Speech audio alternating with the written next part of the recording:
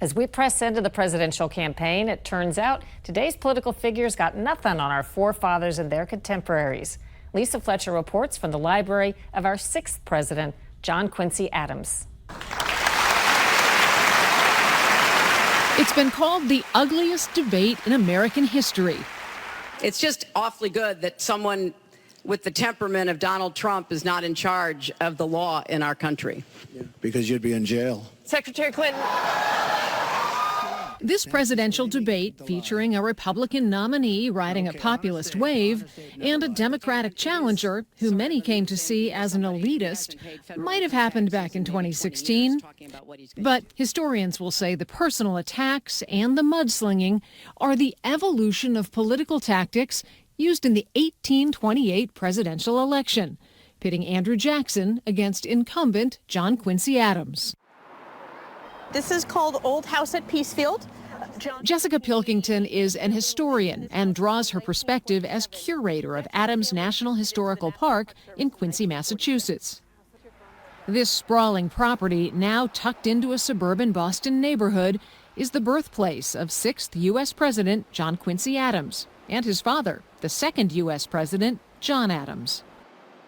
The estate also contains an impressive collection of John Quincy Adams's books. Welcome to the Stone Library. Wow. This houses all of John Quincy Adams's books. And if you can think of a topic of book, there's probably a copy of it in this building. I want to talk about the 1828 election.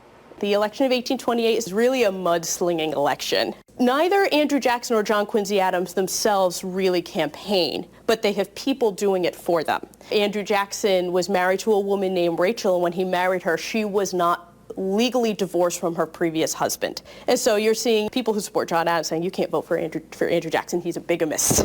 And that was amplified then on the campaign trail. Yes. John Quincy Adams' wife, who was born in the United Kingdom, so that was another thing that was used against John Quincy Adams, your foreign-born wife, so soon after the American Revolution.